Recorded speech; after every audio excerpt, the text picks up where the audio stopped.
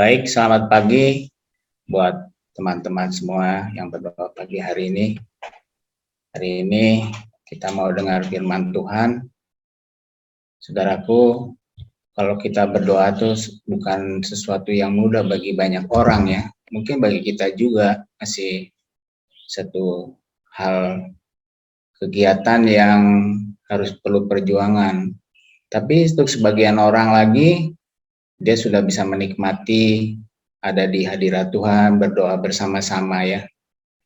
Pagi hari ini saya mau bawa firman, kasih judul, kenapa sih atau mengapa sih kita harus berdoa gitu ya. Saya mau share presentasi saya pagi hari ini sebentar.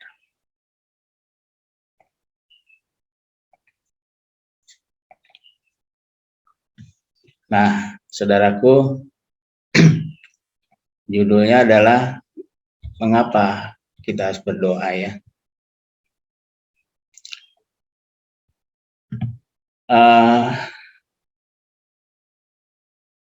Setiap hari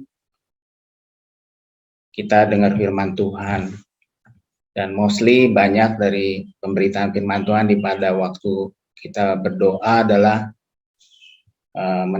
menasihati kita ya untuk berdoa setiap hari.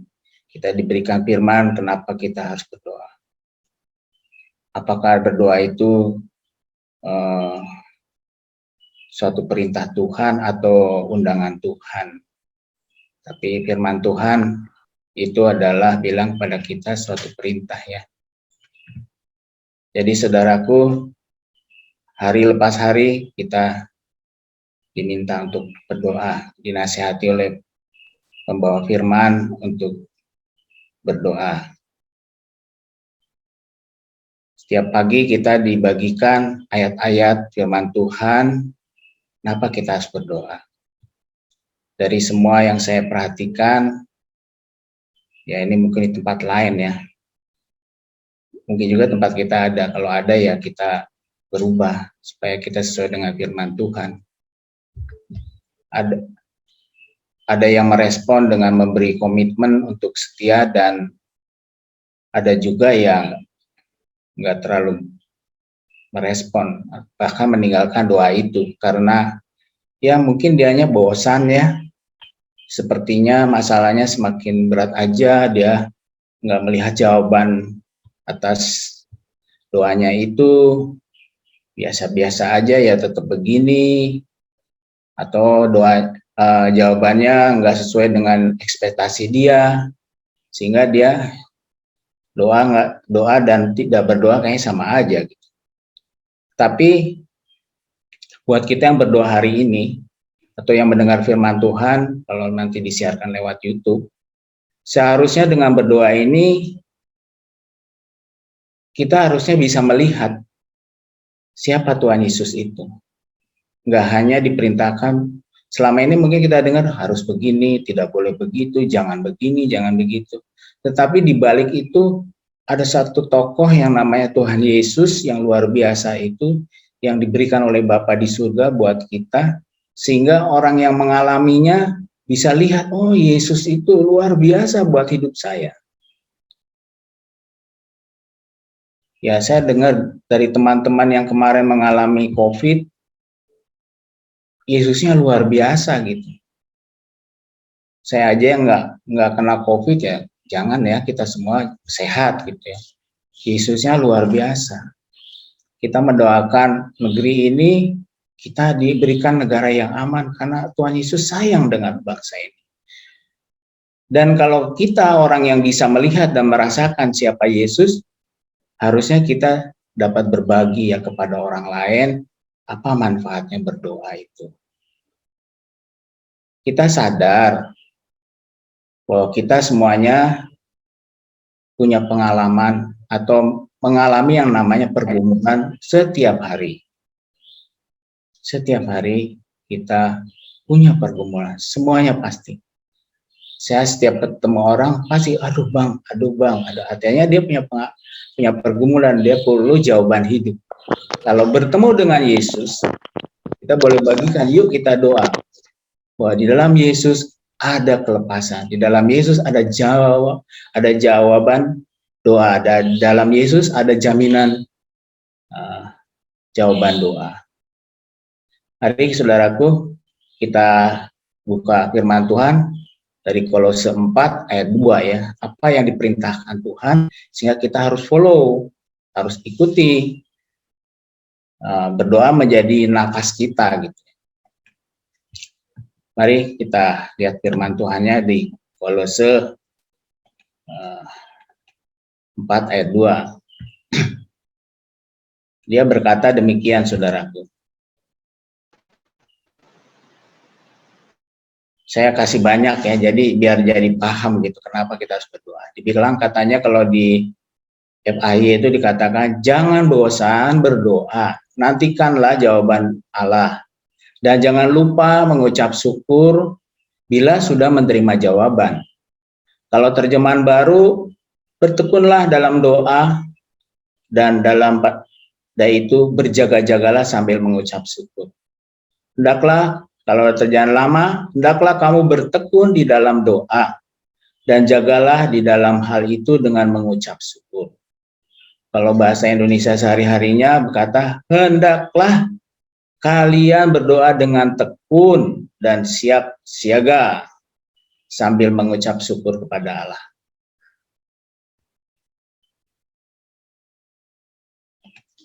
Saudaraku,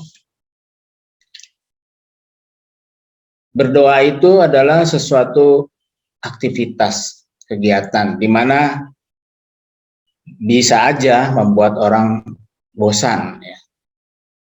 Bagaimana dia memandang. Memang berdoa itu suatu aktivitas, tadi firman Tuhannya bilang katanya perlu ketekunan. Berdoa apapun halangannya harus selalu digagas oleh kita. Apa aja halangannya? Banyak halangan kita berdoa, saudaraku ya, capek, mungkin ngantuk, semalam nggak bisa tidur. Tetapi kalau namanya berdoa, kalau dia menjadi gaya hidupnya, dia enggak peduli. Saya ketemu dengan Yesus yang luar biasa bersama teman-teman saya. Kita harus mencari, harusnya kita harus, kalau ada masalah, kita harusnya terus mencari jalan keluarnya. Bila ada yang menghalangi berdoa itu, banyaklah. Ada orang, wah bang, saya nggak bisa bangun. Sekarang dikasih teknologi yang luar biasa. Dikasih alarm, dikasih, wah banyak lah. Nggak ada alasan sebenarnya kita tidak bisa bangun pagi. Allah ingin agar kita menceritakan kepadanya segala sesuatu yang kita alami, meskipun kita tahu bahwa dia adalah Allah yang maha mengetahui ya, mengetahui segalanya. Dia ingin sekali anak-anaknya cerita sama bapaknya, apa yang dia dialaminya setiap hari, dan minta jalan keluar apa. Bukan hanya pada waktu susah saja, baru kita berdoa. Tetapi berdoa itu adalah sesuatu yang harus berlangsung terus-menerus, konsisten. Mau ada badai, nggak ada badai, mau ngantuk, nggak ngantuk. Ya, itu daging ya yang harus kita latih. Allah ingin agar kita menceritakan keluhan kita kepadanya, apa yang kita alami. Dia adalah Allah yang baik, yang mau mendengar. Meskipun tadi saya katakan dia mengetahuinya ya. Jangan takut, don't worry. Berdoa adalah aktivitas di mana di situ ada jalinan akrab antara Allah dengan kita. Kalau orang yang akrab nggak akan malu menceritakan isi hatinya. Dengan berdoa kita di situ mengalami pengalaman-pengalaman yang luar biasa. Kita mengalahkan iblis sebagai musuh bebuyutan, karena iblis senang kalau kita nggak berdoa. Iblis senang kalau pagi-pagi kita nggak bangun pagi berdoa bersama. Berdoa adalah cara mendapatkan jawaban persoalan hidup. Jadi kita harus berdoa kepada Tuhan Yesus. Dengan berdoa kita akan mendapatkan pertolongan Tuhan sebagai kasih karunia Tuhan. Di dalam doa Tadi diajarkan di Kolose 4 ayat 2, dengan doa, dengan ucapan syukur itu akan melepaskan kekhawatiran kita. Kekhawatiran apa aja? Kita sekarang berdoa untuk negara, vaksin, ya, yang dimana vaksin ini katanya macam-macam lah. Ada, wah susah, sekarang ada masalah gitu. Kita berdoa pada Tuhan, mendoakan orang sakit. Hari ini saya sebagai orang yang melayani Tuhan, banyak orang sakit hari ini. Nanti mungkin saya tulis di chatting ya. Di Pelamongan ada banyak orang sakit hari ini yang perlu didoakan. Kita lagi menghadapi ujian anak sekolah. Mungkin ada yang ingin dipulihkan keluarganya, ingin dipulihkan keuangannya, usahanya, apa saja. Mari kita doa dan kita nantikan jawaban dari Tuhan Yesus. Nanti kalau kita berdoa, siapa yang mau didoakan silakan tulis di dalam chattingnya ya. Jadi saudaraku, kesimpulan dari berdoa ini, janganlah berdoa bosan-bosan. Lakukan dengan setia. Mari kita berdoa dengan bertekun, karena besar puasanya. Berdoalah dengan tidak jemu-jemu. Kemarin Pak Oscar bagikan hal ini. Sangat menarik firman-Nya ya. Sampai saya kemarin sama kawan-kawan bercanda, Bang Mora waktu doa hari Rabu tulis apa? Saya berpikir waktu saya menulis ya, saya punya maksud mungkin lain dengan maksud orang lain ya. Tapi saya mau katakan, berdoalah dengan tidak jemu-jemu. Alkitab katakan, tetaplah berdoa. Ini bukan undangan kalau menurut saya. Ini ketegasan dari firman Tuhan. Tetaplah berdoa.